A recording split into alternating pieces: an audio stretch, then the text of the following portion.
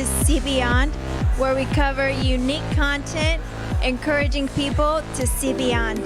Tonight, we're at a really cool event. It is the grand opening of a renowned photographer, Per Bernal, his new studio. As you will see, it's amazing.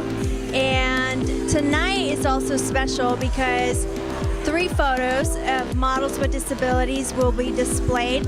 It's work of 30 years as well as other pieces of art, and this is in conjunction with Artists for Trauma, a nonprofit, as well as Sur le Mur, and this is all in the movement of inclusion, so let's check it out.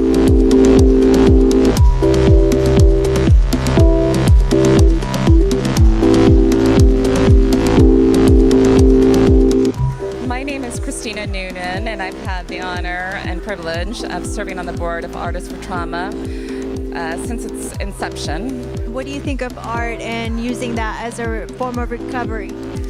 I think one thing that really stands out about this organization is how hands-on it is. So I've personally witnessed how healing through art has really transformed people's spirits and given them strength to cope up with realities that they had to face that they weren't planning on.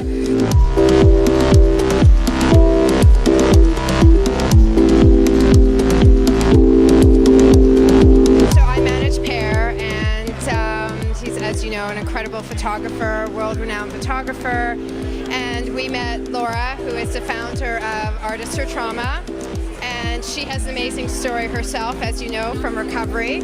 And we just started talking and formed a partnership, and we really wanted to highlight the body in all its forms and highlight how beautiful the body can be. It doesn't matter what trauma or injury you've gone through, everyone's beautiful, everyone has a beautiful body. And I think Per really captured that in these photos, beautiful photos here.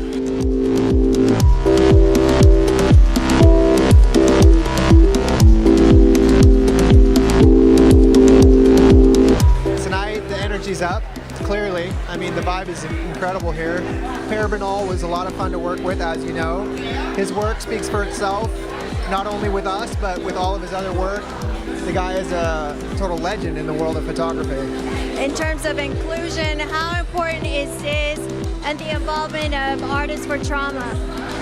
It's tremendous. I mean, this is a great opportunity to merge, you know, all different forms of art, breaking down the barriers of disability. I mean, who cares what condition you live with? You know, we're all out here thriving, living to the best of our ability. What do you think or hope that an image like this can do for somebody, perhaps another amputee, but also for society in general?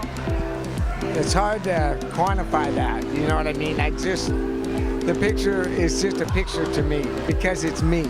But to see other people go, oh wow, that inspires me, that's nice to hear. I'm so excited to see this photo and to share that I'm one of the selected models by Artists for Trauma to do this amazing project, which is called Power of the Human Spirit. And honestly, I'm just honored to have been selected and to have had the chance to work with Per. He really is an amazing photographer. His trajectory is impressive. And the fact that I am the first woman with a disability he's ever worked with, it's just mind-blowing, but it's exciting because it's just a step in the right direction. I hope you guys like the photo, and I hope this can be encouraging for a lot of people.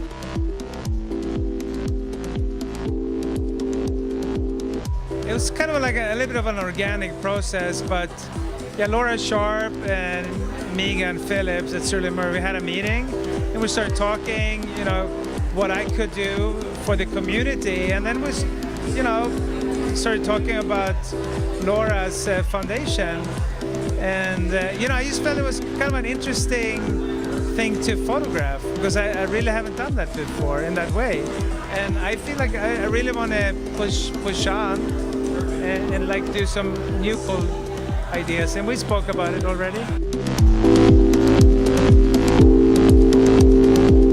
What do you think about this movement? Where do you think we are in the U.S.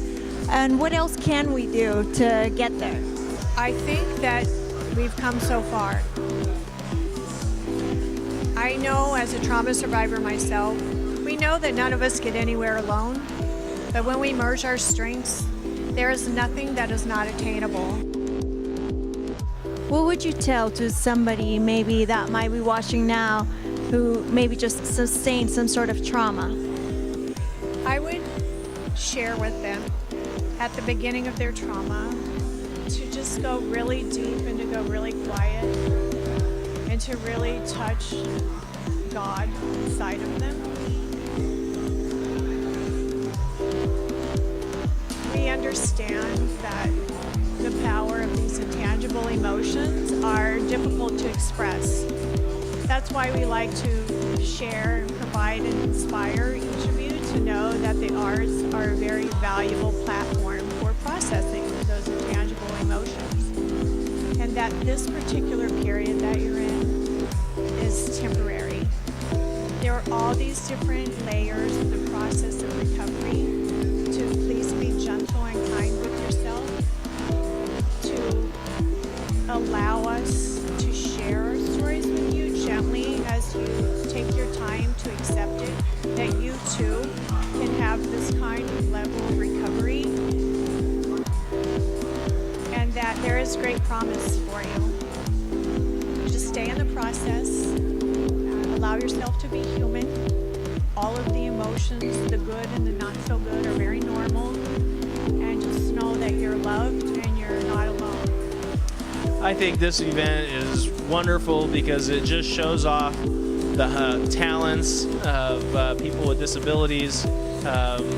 It really brings everybody together, tells stories, and there's so many stories that are worth being told, and it's just really nice to be able to appreciate the contributions of people with all different walks of life and all different impairments that they might face, and it just brings us all together as a community.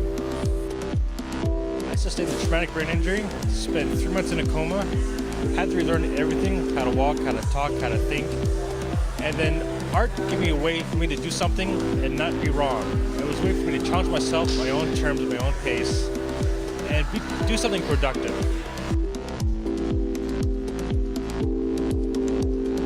What's awesome is that art can make life beautiful, you know what I'm saying? So for the people who get to come here and enjoy it and see it, it's cool for them, but for the artists who get to make it, whether you have a physical disability or, you know, any kind of disability or not, it's a way to just like take life and make something beautiful out of it, you know?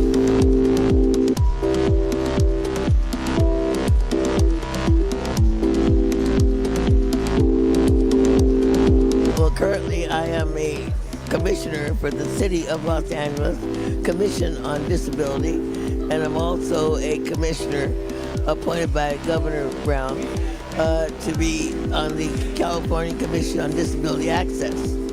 And we sort of look at the entire state, as well as, of course, at the city position, the City of LA, and looking at terms of issues relevant to people with disabilities so they can fully participate in life in the mainstream and not be relegated to workshops. And that includes employment and employment, recreation, all of the things that anyone else does with and without disability, because that's what we call access, or universal accessibility. Is there anything you'd like to tell people, perhaps maybe somebody who recently got injured and doesn't think maybe they're capable of doing whatever it is that they were doing before? No, if you have a skill, there's a way you can adapt to your skill and do whatever it is you're good at doing. You can't let an injury stop you. You can't let anything stop you.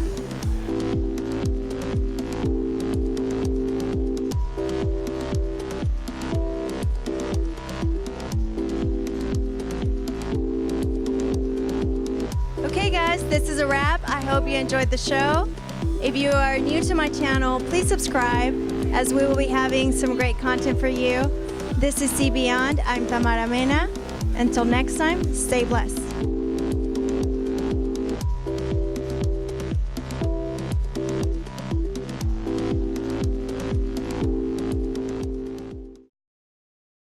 Awesome adaptive artist. Do you like me calling you an adaptive artist? Does that matter? Just an artist.